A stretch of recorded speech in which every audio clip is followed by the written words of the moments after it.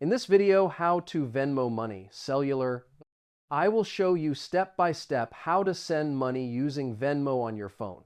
First, open the Venmo app on your mobile phone. Log into your account using your email or phone number. After logging in, tap the option called Pay or Request. This button usually appears on the home screen. Now type the name, email, or phone number of the recipient. Select the correct contact from the list. After that, enter the amount you want to send. Check that the amount is correct before continuing. You can also add a note for the payment. Type a short message explaining the reason for the payment. Now tap the option called Pay. Select the linked payment method. It can be Venmo balance, bank account, or card. Review all the payment details.